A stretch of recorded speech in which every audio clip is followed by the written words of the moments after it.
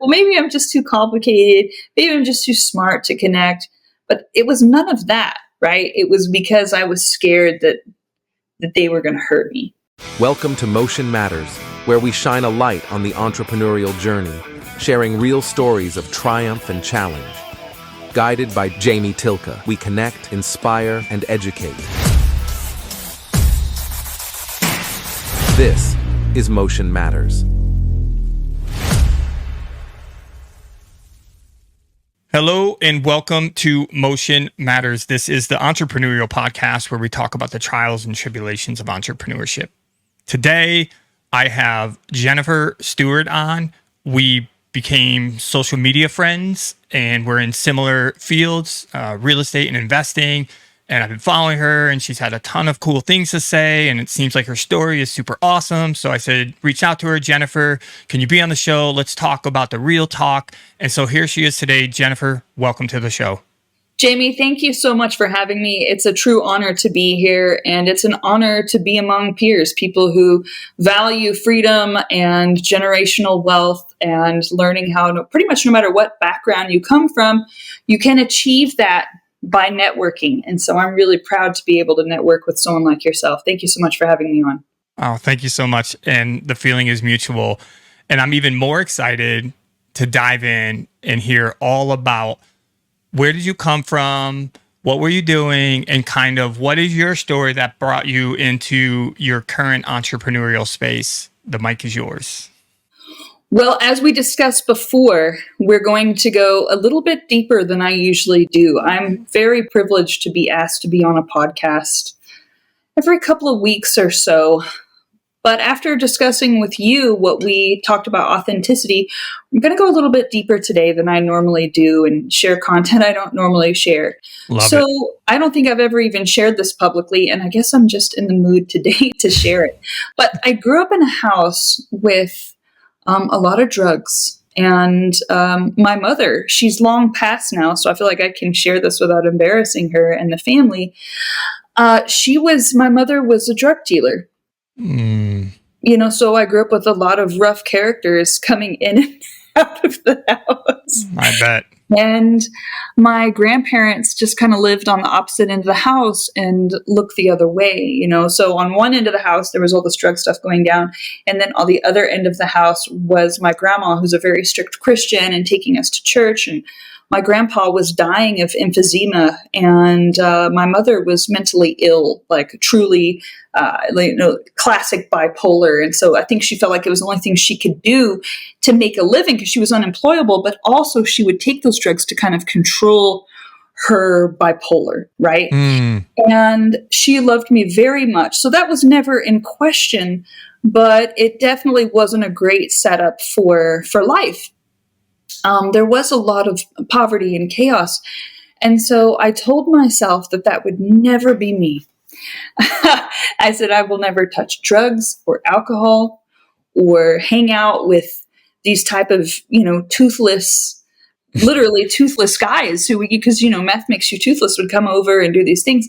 So at the same age where my son is the same age I was then, whenever all these things were going on. And instead of hanging out with toothless drug addicts, I have my son sitting at tables with multi-hundred millionaires who owned funds just a couple of weeks ago. So, that was what I wanted. I just told myself that I was going to have the best life possible. And as you know, I'm sure that doesn't involve just money. The deep work is actually way harder. The work to feel inner peace after having grown up in such violence and poverty intertwined with this very hyper-Christian environment really can get you quite tangled up in terms of, what does God look like to you if anyone who uses that word hits you every day? And then on the other end of the house, so I mean, in other words, I don't know, I'm a Christian person, but I'm going to say this anyways, that is fucked up as a bag of cats in terms of getting set up in life. And so it's taken me a long time to undo a lot of that. And thankfully, even though I may always carry some residuals of that, no matter how much work I do on myself, my children are quite free of that. My parents were married 5 times apiece. My husband's parents were married 5 times apiece. And we just decided that we were going to raise these kids together and do a good job no matter what. Even though, of course, with all the baggage we had, we brought some problems. But he has supported me. He rode his bike to and from work while I took our old crappy minivan to college, pregnant with our second son, got out of college, was invited to come cold call for an investor. I got my psychology degree at age 30 because this is something else I don't share publicly. And if I ever run for anything political, it's going to be held against me, but I don't want to be a politician. I just want to be a business person. But I was a stripper actually from age 18 to 24, not a big shock considering my background, but it was legal and I wanted to make money. And once I found out I was pregnant with my first son, that was my last night. I said, that's it. I'm pregnant and I'm going to do the right thing. And I completely changed my life. Even though I never got into drugs, that wasn't a lifestyle that I wanted to bring a child into. So Daryl and I had been dating for 8 years. We got married and left that whole world behind, never went back. So I said, well, let me finish my degree after spending 2 years as a housewife.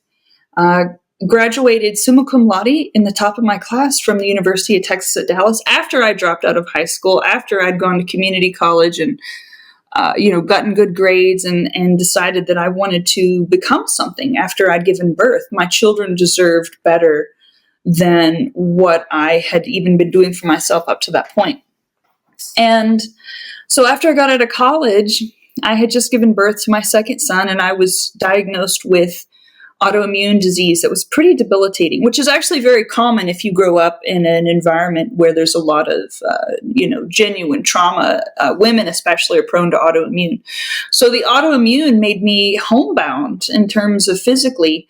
And a friend of mine said, would you like to come work for this real estate investor? It only pays $5 an hour, but I've known you 20 years and no one is better at determining people's motivations than you are. Like you kind of shared with me, the one thing that you're good at.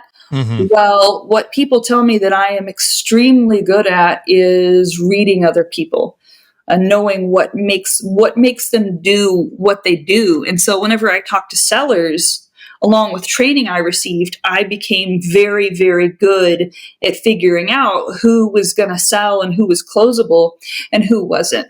And there's a lot of things I picked up. So because I was good at that, I kind of climbed my way through the business in terms of just people seeing my talent. And then I was putting a lot of time behind that talent, a lot of training behind that talent. And I would start work at 8 a.m. on Monday and sometimes call all the way to Hawaii until 11 p.m. at night. And I'd work Monday through Saturday from 8 a.m. until 11 p.m., only taking breaks to eat and use the restroom because it's what I had to do to pay the bills. I also wanted to learn the skill set because I know that that's the hardest part of the real estate game is finding the deals and negotiating. If you can do that, you can do everything else. Everything else is kind of easy. So I knew that if I could just do that and learn that skill, then I'd never be poor again. And can I ask you a question? Yeah, go ahead. I want you to keep your flow, but what year are we in right now when this is happening? Oh, so 2015 is the beginning of 2016 is whenever I started calling for sellers for $5 an hour. And up to 2021, the most I've been paid per hour at that point was 45 at a peak in 2019, 45 an hour just to be a cold caller. Because this was before everyone had moved their operations to overseas VAs. Also in 2018, I started a virtual assistant agency that Upwork, because my ratings were so high, Upwork had come to me and said, hey, can you start this virtual assistant agency as a beta tester? And now I have 180 virtual assistants that I've personally trained to talk to sellers with hopefully all the things that I've learned as much as I can transfer to them.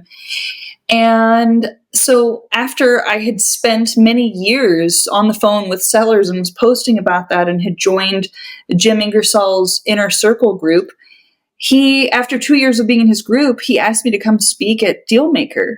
And so there I was in front of hundreds of investors telling them what I did for a living and what I would say to sellers and how I'd figure out whether or not they're motivated, went through the pillars, went through common objections, went through different closing handlers and different things like that I not only learned in the field, but also had guidance and help and training from people like John Martinez, Jerry Green, Greg Hellback, Joe Theriault, and Elizabeth Lunsford. They all contributed to my training and my ability to continue to hone and refine that skill. Elizabeth called me her blue unicorn because she said I was so good on the phone. And so that skill set really set me up to be in front of a lot of different people that then helped me build out my other companies, such as my data and skip tracing company. I do wholesaling coaching. Right now, I'm personally doing wholetailing in my own market and then several other markets as well, just building out those teams and boots on the ground. I spent several years as an acquisitions manager, transitioning from being a cold caller lead manager and then eventually an AM. And thanks to Jerry Green, I was able to go from closing no deals to closing a deal per day, as long as, people were setting up appointments. This is whenever I was working for other people, and they would set up all these appointments for me, and I'd close about one per day. But to be transparent, at that time, I had about $100K in marketing behind me per month between 7 different investors, and I was just kind of had gun wheel travel. I was known to be an AM. You just put the appointments right on my calendar, and then I just show up and do my best to close them, right? So that's a very powerful skill. And it didn't come overnight. I had talent, but I also had to put in a lot of reps and a lot of work too. So from there, I was able to build out all my companies from the connections that were made. And in fact, I had a multi-million-dollar phone call today in terms of someone who taught me a new skill that's really going to change my game. And I would mention that person's name, but he actually prefers to stay completely anonymous and below the radar. So you never know who you're going to impress upon that's actually out there killing it that no one else knows, just by you being your authentic self. And for obvious reasons, I usually hide the horrors of my background because it might be off-putting to a lot of people and scare them and make them, see me as beneath them maybe, or on the other side, they're intimidated. Like, how could someone who came from that come so far? Because the media always depicts, drug-riddled homes and strippers as just, basically dying young from an overdose or something like that. But that wasn't going to be me. God had other plans, and I just Can really I say something on that, Jennifer? Yeah, please do. Oh my gosh. There's so much I want to say. I feel bloated right now. But anyway, go ahead, say it all. No, it's awesome. That's pretty much it. That's my origin story. Well, I love it. And I just want to comment to the last thing and maybe try to go backwards from there. And that is that, as we discussed before, the authenticity, it's not only welcomed, it's needed. Right. And so my story has some overlays to yours. No, I wasn't a stripper, unfortunately. I probably wouldn't have made it very well. And I didn't deal with the drug infested home. We did come from pretty extreme poverty, at point not living in a house and, in a tent and in a car and shit like that. Gosh. So I had similar driving factors, I think, is right. Because I think if you sum up everything that you just said, what I described to people is I wanted to change my circumstances. Right. I'm not living like this. This is crap. But I think that when you share that stuff, this is why I told you what I told you before I come and why I like doing this podcast, is because my hope is that somebody listens to this in a week, in a month, in a year, in 10 years from now and says, well, I don't have to be ashamed of what I am. That doesn't define who I am today, right? And when people are vulnerable like you just were and share that, then I think that that's incredibly empowering to somebody who doesn't have that kind of cheerleading, that kind of mentorship on the sidelines. So anyway, I just want to encourage you that, one, I want to say thank you for being that raw and real because of everything I just said. And I would just encourage you to continue to stand with that. There's every single one of us, if we're being authentically us, at some point in your life have done not one, but probably multiple things that you're shameful for. Right. But that doesn't mean that you're a turd burglar still today, unless that's what you want to be. You know what I mean? Right. So anyway, I think that that's amazing. I think it's powerful. I think you should write a book about it. It wasn't as bad as people thought. It was pretty fun. I mean, people just threw money at you all the time. It wasn't this horrible situation that the media likes to portray it. but you had to drive late at night with drunks. And that's not something, I mean, I wasn't drunk, but there's a ton of drunks on the road. Sure. And, I mean, it was fun. You just have money thrown at you for being pretty. What's so wrong about that? But being a mom, it was like, nah, I don't want to be out at night. I want to be cuddled up with my baby, nursing them. And I nursed both of my children until they had self-led weaning. And so I was not going to be out at that kind of environment where it'd be pearls before swine in a way. You're someone's mother. And that job is holy to me. And, Yeah. I should have seen, the sad thing is I didn't love myself enough to see myself as holy until I had become a mother. And then it was like my body, my life wasn't my own. It belonged to the cause of bringing these beautiful children who didn't ask to be here, to have a stable and happy life. I just wanted to give them everything that I had wanted. And amen. That mom stays home. Yeah, I think it's a blessing that you had that revelation, though, Jennifer, because I think you probably know a myriad of people that never happened, right? They continued on the trajectory. Yeah, I didn't see how they could keep doing it. There were a lot of moms that did that, and I guess they had to. I don't know. We were really poor, and to be fair, my husband, from age 18, he hated that I was doing that. But over 6 years, he had accepted that I was making $1,000 a day as a kid. Like, that's ridiculous money. Wow. You know what I mean? Like, no one was going to come between me and that as far as I was concerned. Not even my relationship with him, not my dad being mad at me. Like, that was my way out of poverty as far as I was concerned for that time. Right. But he had decided he was going to be okay with it. And, but then, we ended up having the child, and it was just a very clear thing that I'm not going to be one of those moms in there. Not there's anything wrong with that. It just wasn't, it was not what I would want for my child, right? I would rather be poor than cast myself like pearls before swine in an environment where they're not there to acknowledge your holiness. Yeah. It's a very base concern. So, well, we don't want to treat ourselves in base ways.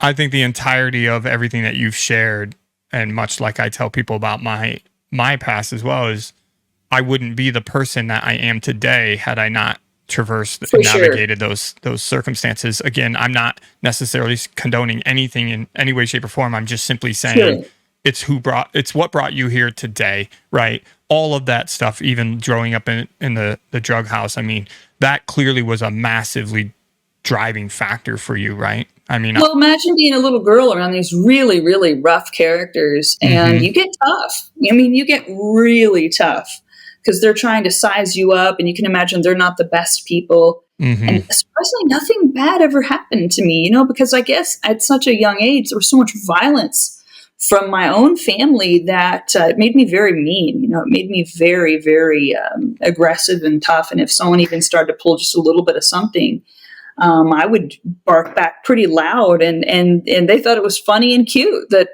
no one was going to mess with me. And that's still true to this day. I have to really reel it in to be socially acceptable, because that stuff stays with you. Yeah. So let me ask you about this, because again, you packed a ton in there. So I'm grateful for it because it's super interesting. So you had your child. I'm just going back and refreshing my memory. So you had your child, and then it was probably a year or two before you kind of put yourself back into the work environment. Yeah. So I had my first son in 2010. I was 25, and then and that's whenever I had quit all of that. It was actually in 2009 whenever I found out I was pregnant. And then there are 5 years between children. But in those 5 years, I stayed home with my first son until he was about 2. And then I went back to college and finished and gave birth to my second son just 2 months after I graduated.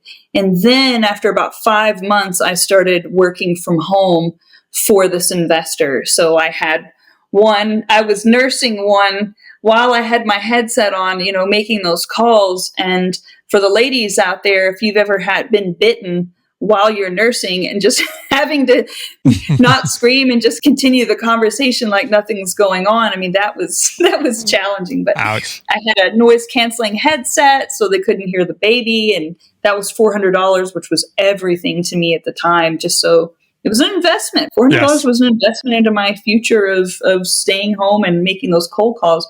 But my career really took off.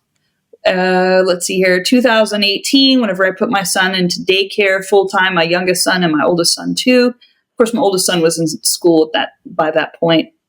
But once I was able to put them both in daycare, that really made it so I could truly work full time without distraction. And then 3 years later is whenever I quote unquote kind of got discovered, put on stages around the country to speak at different events.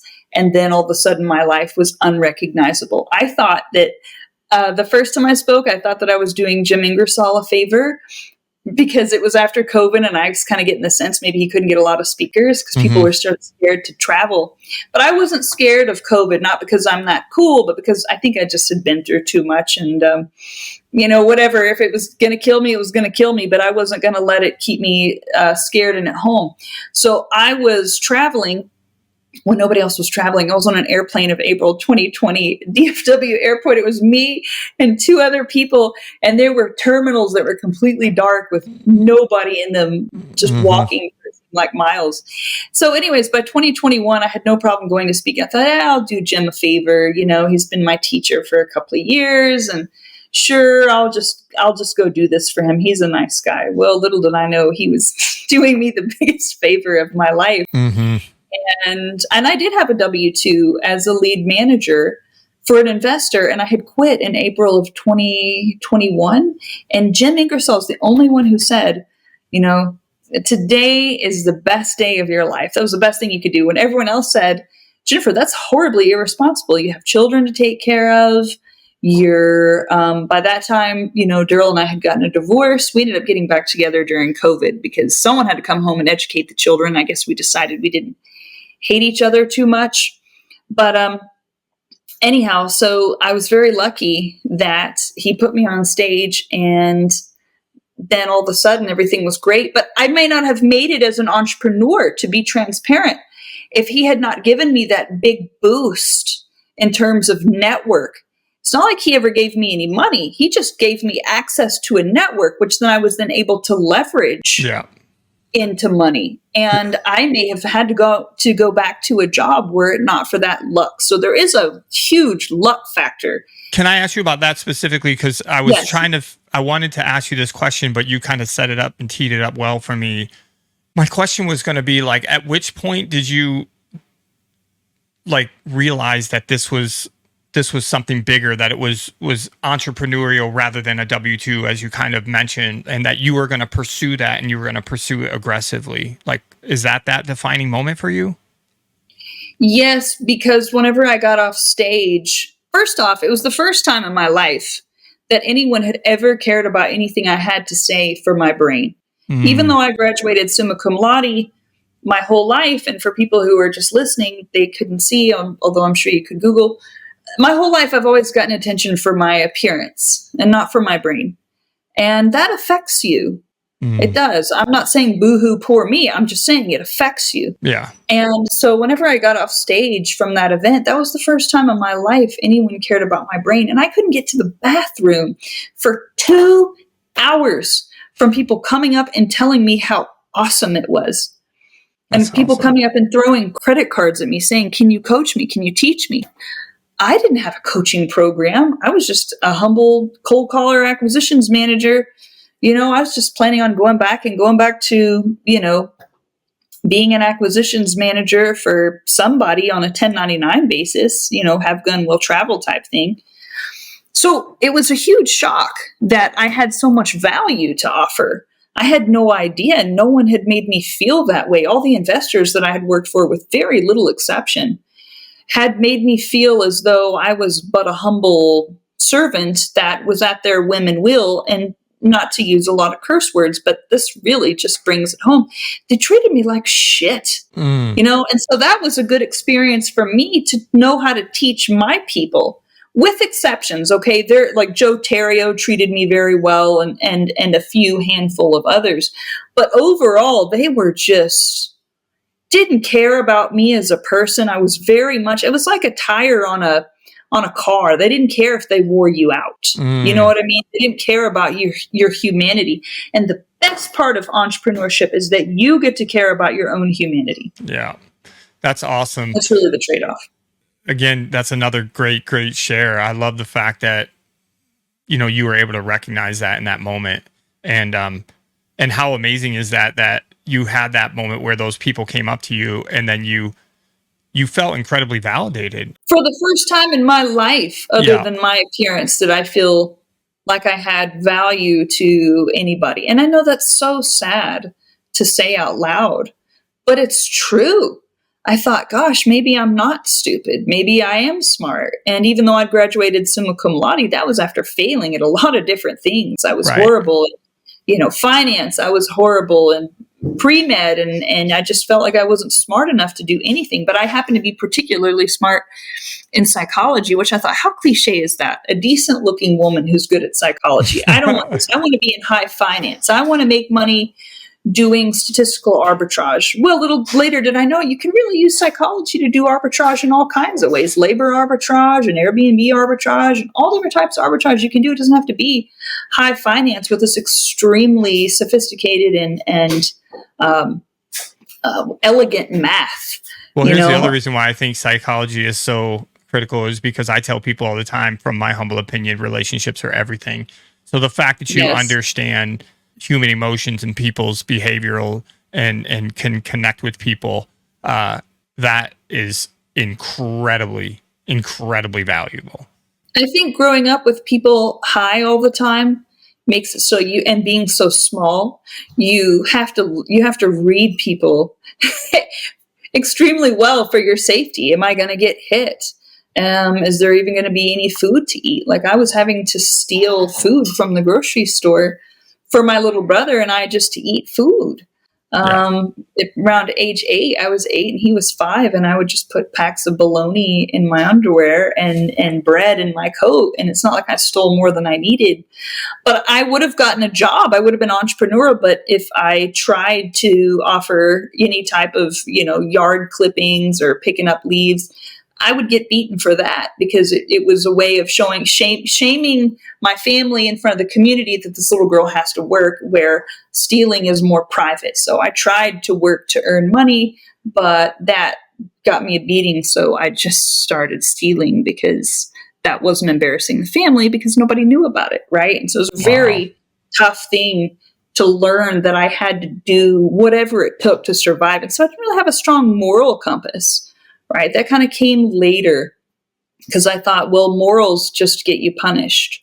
Morals just make it so you don't actually get by. And then you get to a higher level and you learn morals are really the only way to get by and have any kind of staying power. But that's sad. It makes criminals make more sense whenever you realize that morality at a certain level of society gets you punished. Did that make it difficult for you to let people in? I still really don't let people in, truly. Like, I have land outside the redwood forest where the Klamath and the Pacific come together. And it is much my preference to stay there in the woods, in this paradise that never gets too hot, never gets too cold, doesn't have mosquitoes, elk, blackberry, salmon, seals. And I am completely content on my own to this day. So the scars remain. I don't really let people in, even though I can read them usually quite well. I just feel like I could tell my personal trainer, I said, I feel like eventually everybody tries to leverage you in some way. They try to control you.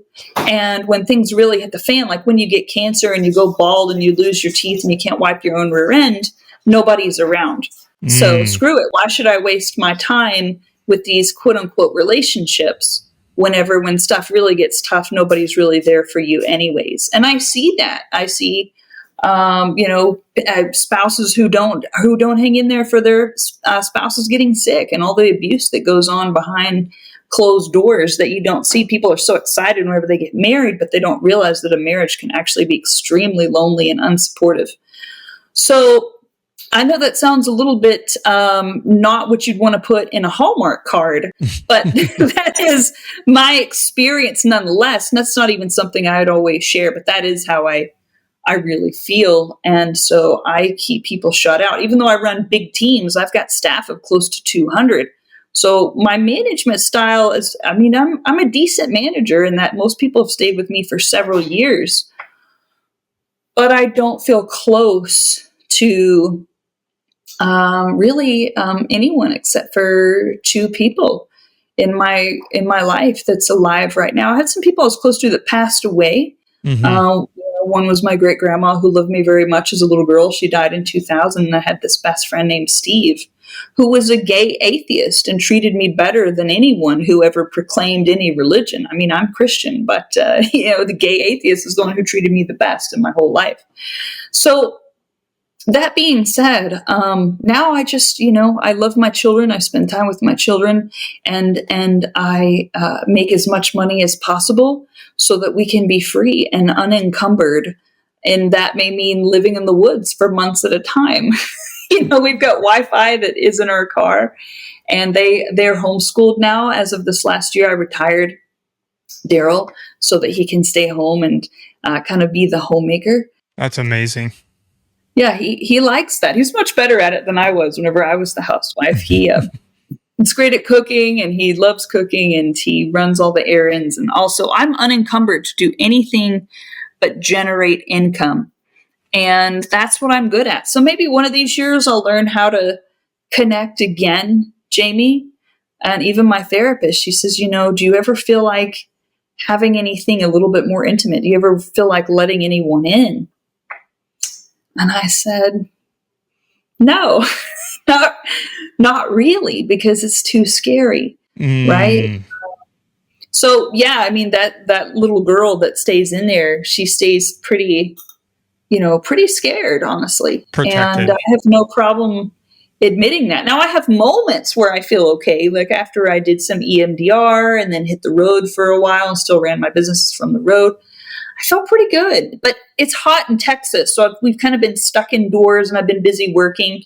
And the more I work and the less I get into nature, the more I get wrapped around the axle. So the hope I want to offer for all of that is getting out into nature and exercising and hiking 5 miles a day really brings a lot of that kind of crappy feelings down from like a 9 to a 2. So I really recommend getting into nature and doing EMDR if you have any type of residual stuff that either comes back intermittently or stays with you all the time. Can you tell people what that means? The EMDR? Yes, please. Yeah, it's the eye movement, rapid desensitization. And basically what it does, and because I have my psychology degree, this is something I can speak to a little bit more maybe than an average person. But EMDR was relatively a newer methodology whenever I graduated. CBT, the cognitive behavioral therapy, the talk therapy was kind of more the thing, that and medication. And they found out that just really doesn't work for complex PTSD. It really doesn't. But EMDR does. I mean, my kids are like, Mom, you're such a different person after the EMDR. So what they do is they have you talk about the stuff that you don't want to talk about to anybody and can't talk about. Like you can't talk about it. It's probably why it's easier for me to talk about this stuff a little bit more now, because it's too painful. Because what happens whenever you get the complex PTSD, from what I understand, is these memories get trapped such that it's almost as if it's still going on all the time. And your brain puts things like kind of where they belong in order of the geographic spaces that they should go to in your brain. And whenever you become traumatized, especially long-term, chronic, no hope, no way out, and you're just stuck, and especially when you're a child and you're helpless and you really don't have ways to have context or cope, what they do is they just get stuck in these parts of your brain. And it's kind of crazy how they just stay there. And it's almost like you're still living in the past and the present at the same time. So you're never really in any particular space. So they'll have you discuss these horrible, horrible memories. And most people can't cope. Most people are too scared. I had to take the whole week off from work to do it because I knew I just knew it was going to be intense to talk about these things that I never talked about with anybody. And again, I was very lucky not to have any type of sexual molestation or anything like that. It was just all pure, regular old violence. But people tried, and I feel like I was just so mean and fierce that I would scare off molestation attempts. I mean, you talk about a 6-year-old girl who's, brandishing a knife, because I always had a knife on me for protection. I mean, that's intense. Yeah. And so I'm having to talk about these things, and then look, if you're not crying during EMDR, you're not letting yourself in enough. And so it's basically 18 hours over 3 days for me, because I had a lot. I had, many, many years to work through. So then there's different ways to do it. Some people have you hold a buzzer, and some people have you look at a blue light. But old schools, they just held up a marker, went back and forth. You're like, oh, well, that sounds like hypnotism. Mm.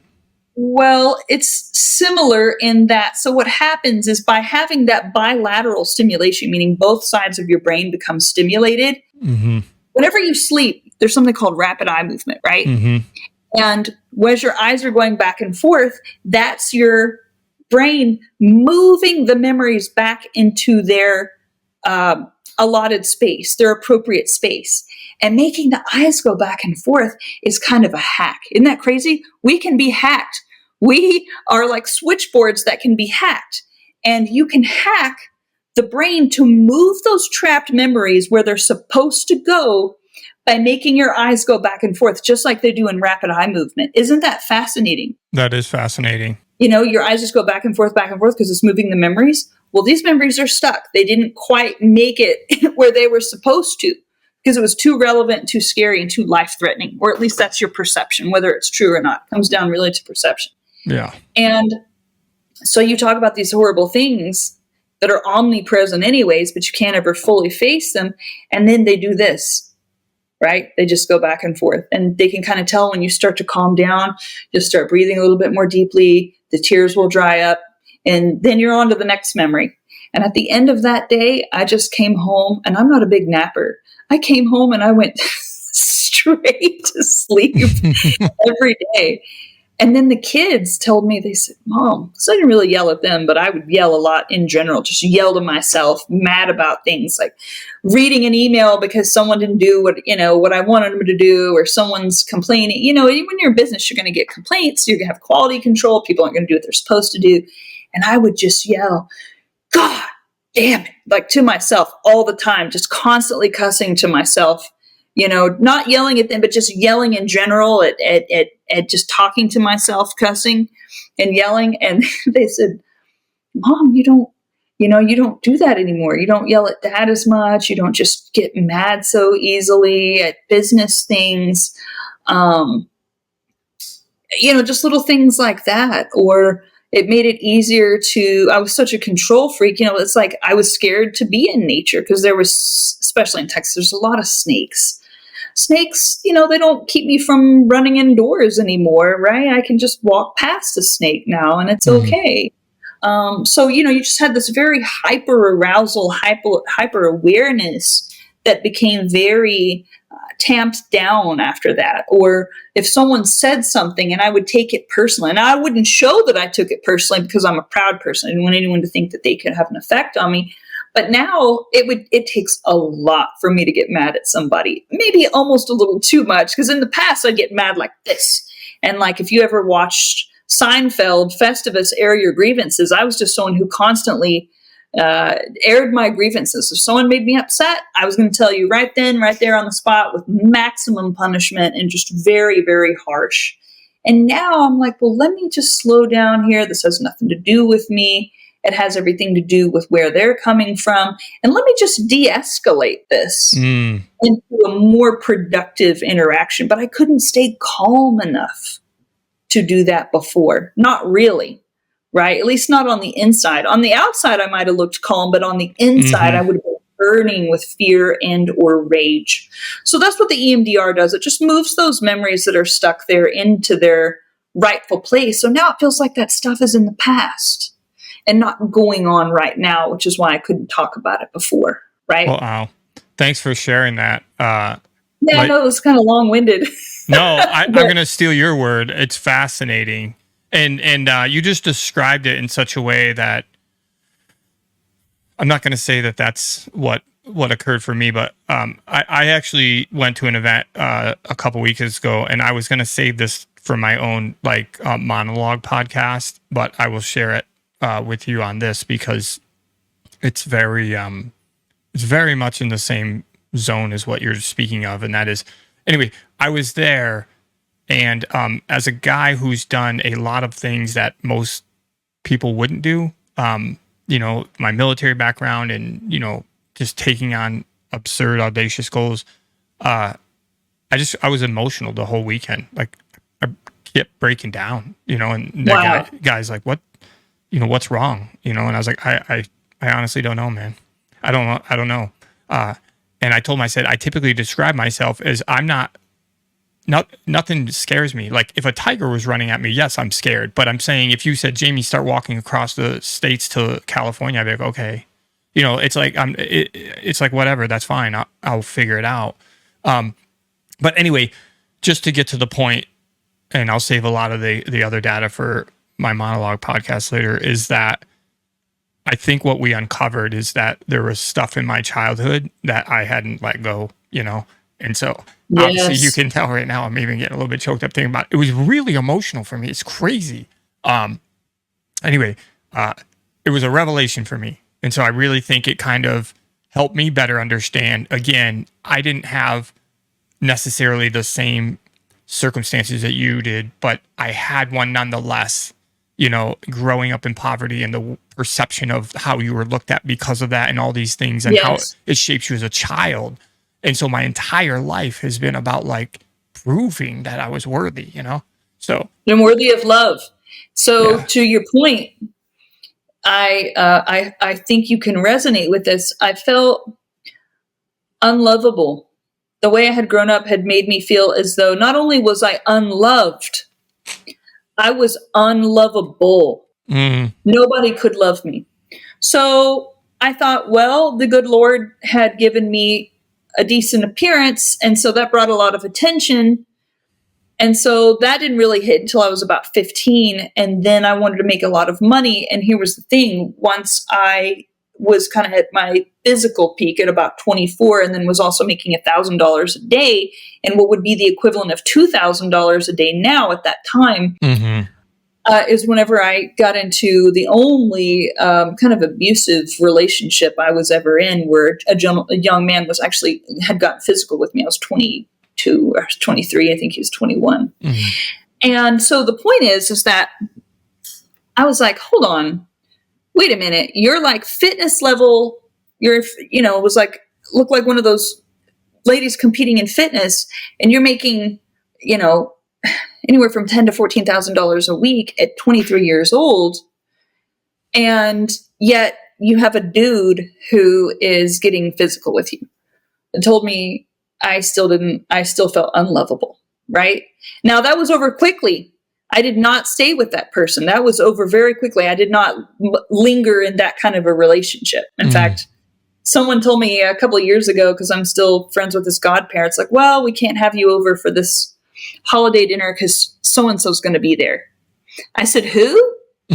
So-and-so, your boyfriend? I'm like, oh, it had been so long that I had forgotten about him. So it really, because I got out of my life so quickly, it really wasn't that relevant. But the point is, you can have all the money in the world, all the looks in the world, and still feel deep down unlovable if we don't deal with that stuff. And the only thing that ever helped me was EMDR. That's literally, I got to tell you, I tried everything. Okay. Anything you can be addicted to, I tried it at least once. Now, drugs really weren't my thing, like I said, but I was around them as a kid. So I tried them, and it wasn't for me. Any type of compulsive behavioral addiction you can do, I tried it. Workaholism, sex addiction, gambling, you know what I mean? Tried all that. Nothing filled that hole. Tried being religious.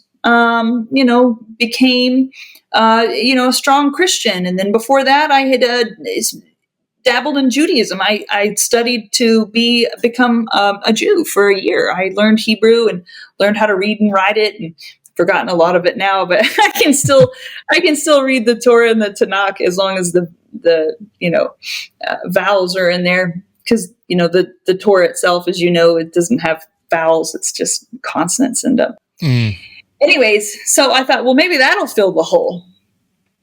Nothing filled the hole. Maybe children will fill the hole. Maybe marriage will fill the hole. Nope, still in pain all day, every day. Well, I guess it's hopeless. I guess I can just at least give my kids a good life. But it was my son, my oldest son, who's 14. He said, Mom, we're good. You've kept us safe. And, I went to Christmas with my family of origin, and they were treating the babies poorly. And just like you, I was like, wait a minute. I can't wait a minute. So I went to this family event, and they were hitting the babies. And I hadn't seen them in years. And I was just sitting on the couch, just boiling with rage as anyone would. And my son said to me, because I wasn't sure the memories that I had as a kid were real. I thought maybe I had made them up or something. And my son was like, Mom, your childhood memories are real. I saw what they were doing to those babies. And he said, look, I want you to go and get some help. He's like, we're good. We're safe. Because I had a big Christmas party, and I couldn't get out of bed after going to that family event. I couldn't prepare for Christmas. And that's so not like me. I'm like the little elf who dresses up and does this because I want to give them the Christmas that I never had. So I'll probably go too far, and I put them in the Christmas parade and their elf outfits. But it was like for a whole week after seeing my family of origin, I couldn't get out of bed. And just like you with that weekend, I was like, what the hell is going, this is some weird shit. I need to get some help. And so my son was like, Mom, go get some help. So I researched who could handle the worst trauma cases, because I knew it was going to be a bad case. And I'd done CBT for 10 years from 2009 to 2018, whenever he retired, and he passed away just last year. Great guy named Hank Hunt. So he was my CBT therapist for 9 years. But CBT doesn't do squat for trauma. It just doesn't. It's like it didn't do anything. And even after 9 years, he said, Jennifer, I'm frustrated because you still have all the persist. He's like, you do better on not doing stinking thinking and reframing things and making things more positive, but you still have so many of the same challenges. And so I think part of why he retired was, I think he was kind of frustrated. I was one of his last patients. I think he's like, Jen, this just really isn't doing anything for you. And that sucks. Then it really made me feel hopeless. I tried medication. That all made me feel worse. And it was because I'm not depressed. I'm traumatized, and there's a big difference. So I tried, Paxil, and I tried Wellbutrin, and I tried all these different things, and they all just made me feel so. I just thought I was depressed until I got on that stuff. And my dad's like, well, maybe you're not depressed, Jen. I'm like, no, I feel pretty in pain. I feel pretty depressed. And because my dad lived states away at the time of all that stuff going on, and he didn't know what was going on. And so then once I addressed the PTSD and the trauma, that stuff, that finally, I thought I was going to have to live my whole life in pain. And I don't live in pain anymore. Well, that's wonderful. I feel safe enough to go out and camp. I feel safe enough to do a lot of things I couldn't do before, but I do still struggle, like you pointed out, with interpersonal, actual emotional intimacy.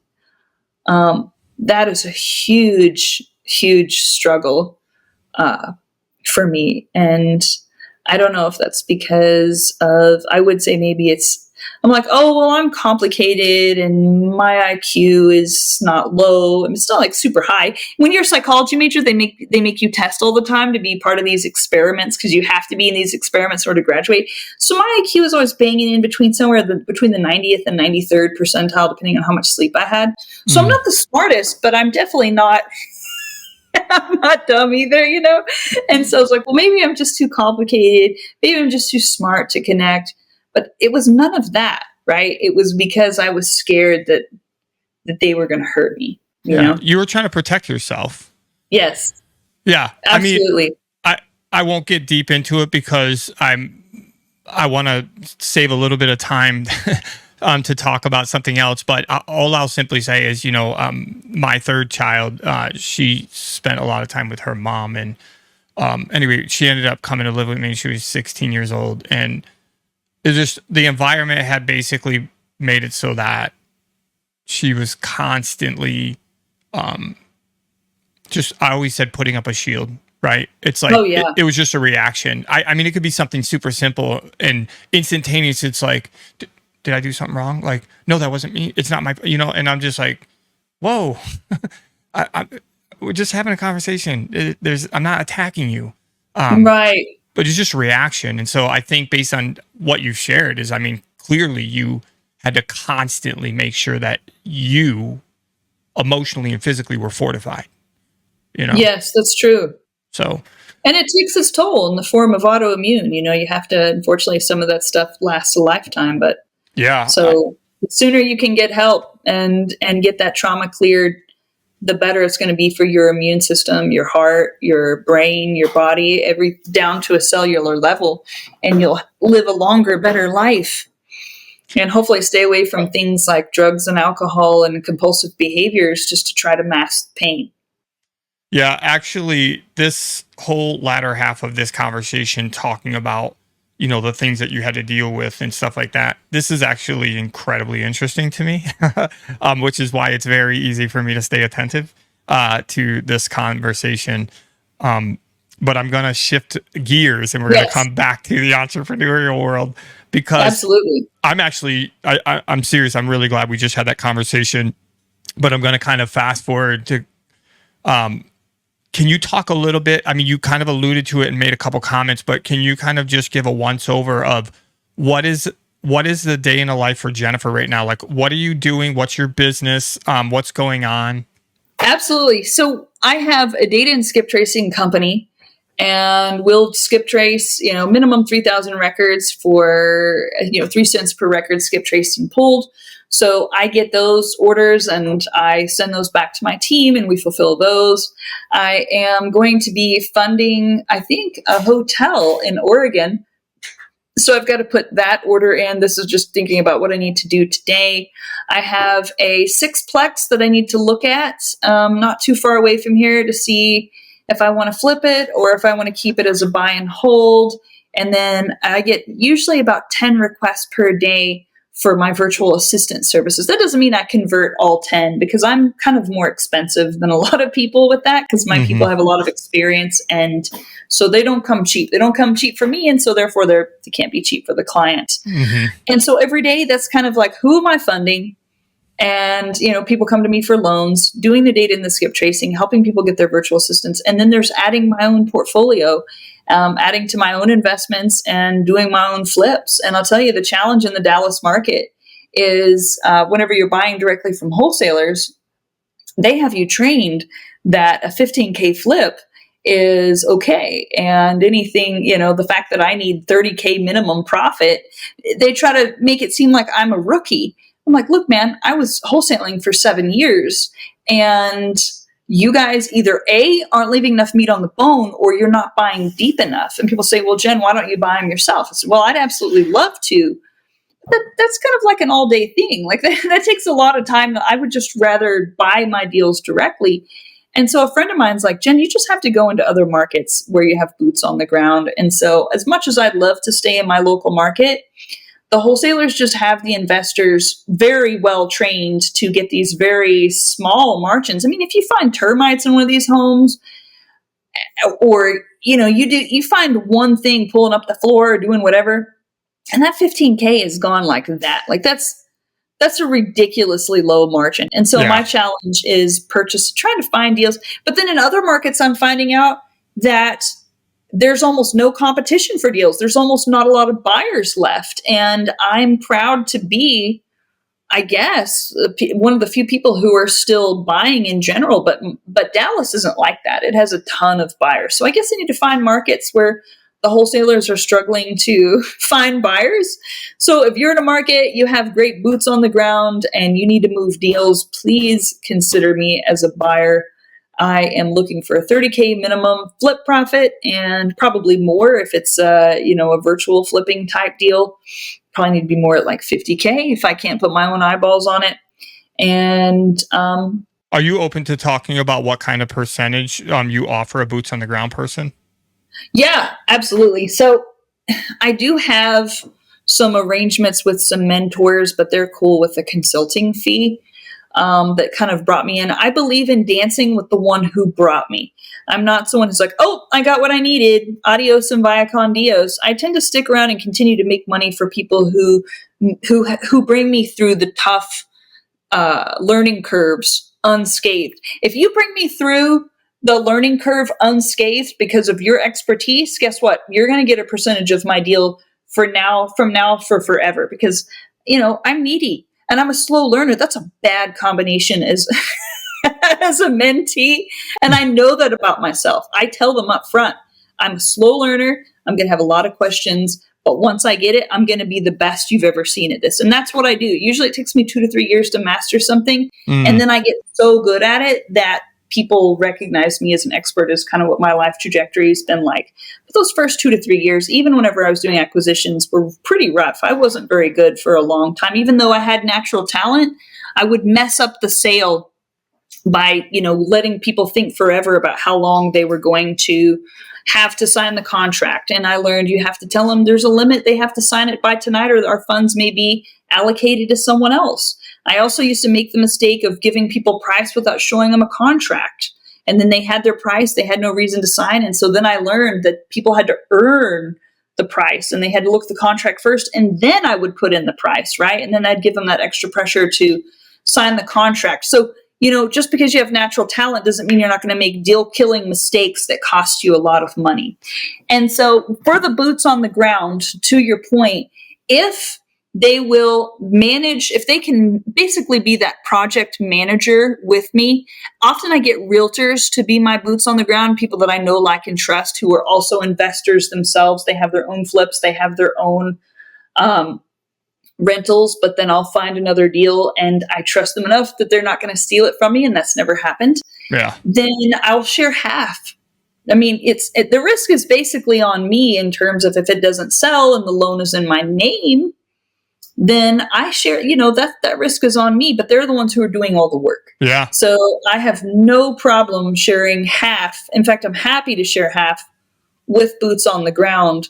And with my contractors locally, I'll share half if they'll bid. If they'll make it so that I can bid lower, and have less risk up front if they'll share half that profit with me. So it depends on the arrangement, right? Yeah. Maybe they need to bring the contractors, and so it depends. It depends market to market. If I'm partnering with a contractor, I'll share half.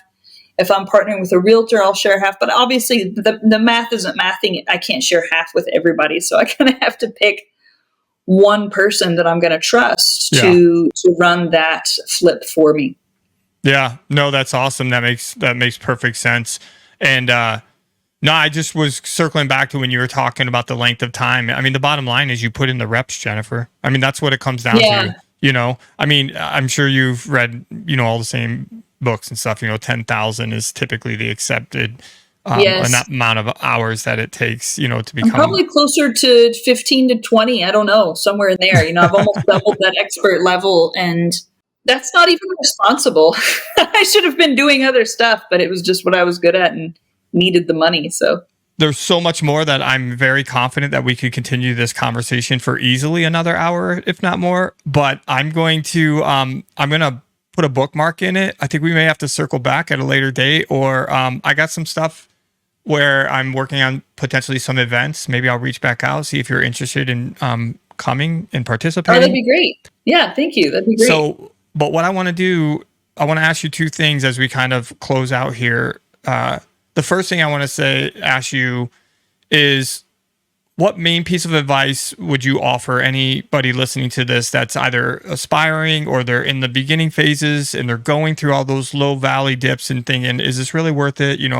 Like what would you say, or what would you offer as kind of one of your greatest learning points if you were mentoring Jennifer from 15 years ago?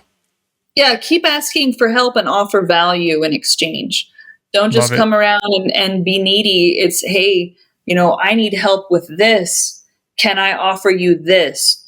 I would say 9 out of 10 people are going to turn you down for that. They're going to turn you down on what you're offering to help them with. But just the fact that you aren't coming with an entitled attitude of, hey, I need this, let me just give it to me for free.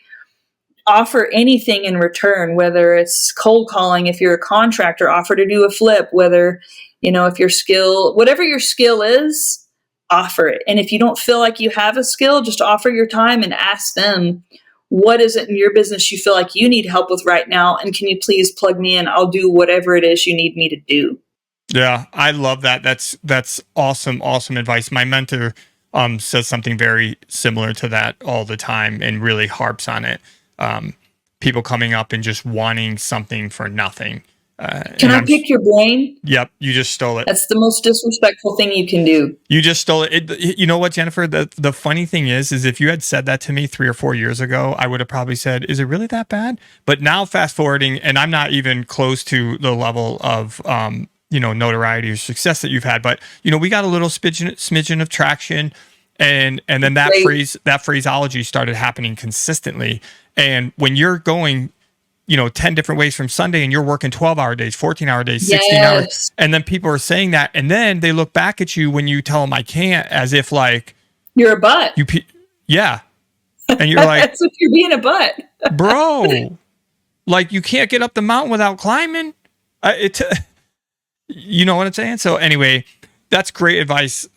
Thank you. In fact, I'm just going to drop this one little other. I'm going to circle back to what you said like 45 minutes ago. So it may not even be able to be connectable, but you were talking about relationships and things that had transpired for you. And my mentor also says the luck factor. Well, he says you are one relationship away from changing your life forever. And so that instance in which you talked about, I'm sorry, I forgot his name, but Jim Ingersoll, yeah. Yeah, Jim offering you that opportunity to speak at that event, and then all these second and third order effects, these ripple effects that happen for you. Amazing. Had you not done that, And I've gotten 3 hours of sleep. I was in rough shape up there. I was so nervous I couldn't sleep. And I thought, oh my God, I can't do this. I'm too tired. I'm in rough shape. I can't eat. I'm too nervous. I was like right at the line of panic attack the entire time. It was full blown panic attack mode. And I was just speaking through it. I'm like, oh, well, if I drop dead right here in front of everybody, at least. And I was playing that song, and I've only shared this with my personal trainer. Like, this is the kind of stuff that I feel is truly intimate. You know that song by 8 Mile? Eminem. You've got one shot. Yeah. Eminem for 8 Mile. And I watched that movie when it came out in the theater, and I liked it.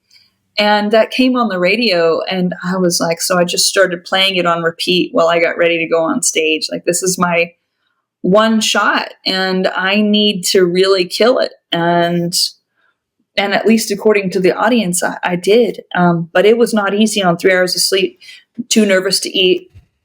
I resonate with so much of that, Jennifer. Really? Like, yeah. Oh my gosh. Like, your stories is twinsies times 3, if that's possible. I guess that would make it quintuple. Did I feel bad for you? Because that level of anxiety is ridiculous. Because think about it. I got on stage in front of hundreds of people. I think I did the math. Over 6 years of stripping, I was like, just wearing a G-string in front of probably 100,000 people over those years, right?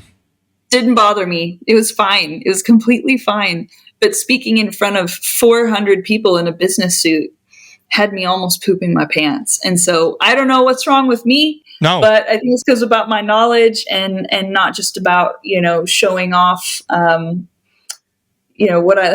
Yeah, but listen, this is what I love about this. So I know we're deviating yet again, but that's great because again, I had a funny feeling that this was going to be a robust conversation.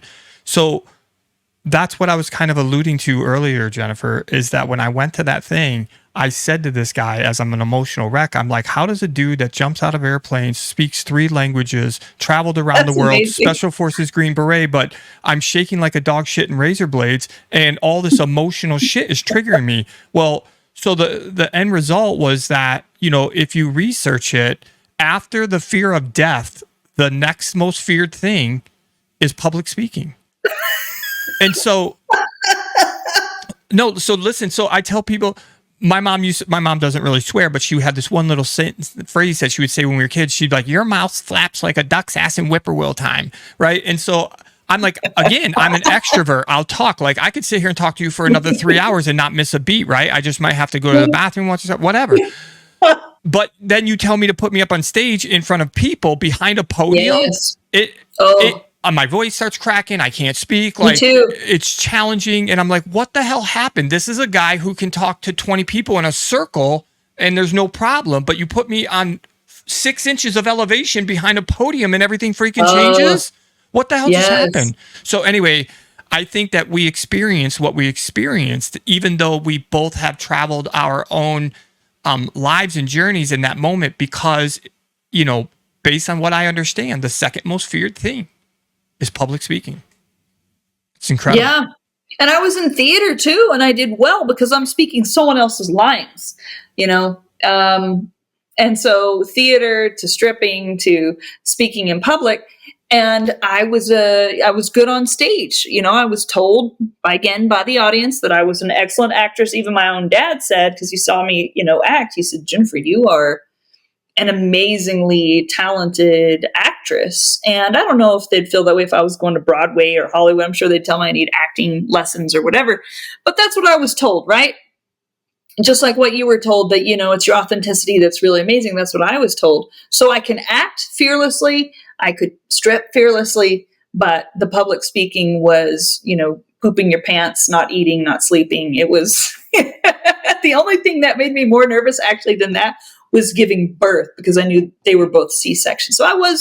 So anytime, whenever I'm about to speak, I'm like, hey, Jen, you could be giving birth today. That would be worse. You could be having another C-section. That would be worse than speaking. Mm-hmm. So, yeah. Well, I'm gonna go ahead and say, all right, we will cut this.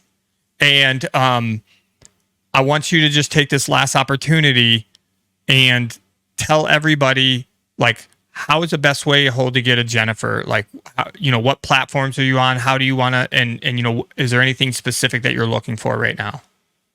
Yeah, so I'm on Facebook, Jennifer Steward. If you're in the business, we'll likely already have a few mutual friends. And I think it's Jennifer's, it's facebook.com/elite deal finder. Elite Deal Finder, I think, is what I have it under. And then my email is just JEN @REIDatasource.net. I'm looking for anyone who wants to purchase data and skip tracing. If you need virtual assistants who are very well trained, if you need hard money for your deals, if you want a JV in certain markets and you'd be boots on the ground, or if you feel like you wanted to be, I don't usually push having people be my coaching client. But if you feel like my background has resonated with you enough to where we would have that type of chemistry, or I can help you push past, wherever it is you're now versus where you'd like to be, and real estate investment is your vehicle, I probably have the resources to help you be very successful, and the network. And then also I do something brave. I actually share my personal cell phone because nobody ever calls it except for spam likely. So if you're brave enough to pick up the phone in 2024, you're welcome to call me. And my personal cell is 469-952-8011. I leave it on almost every podcast, and not one person has called me. So I think one of these days I may either get someone very serious or maybe a psycho, but so far nobody's called. You sound well protected, but Jennifer, really seriously, I can't thank you enough. I sincerely appreciate the authenticity of the conversation. I think these are the exact conversations that everybody else needs to hear. And I just appreciate you going as deep as you did, as vulnerable as you did. And I really hope my greatest hope is that somebody hears this and it inspires them to want to be able to pursue their dreams and aspirations. It's not insurmountable. It's absolutely achievable. I did it. Jennifer did it. You can do it too. So thank you so much. Jamie, thank you so much for having me and for this opportunity and to share and to learn about you as well. It's been wonderful. Awesome. Well, looking forward to launching it, and you have a great rest of your day, okay? Thank you, Jamie, and same to you.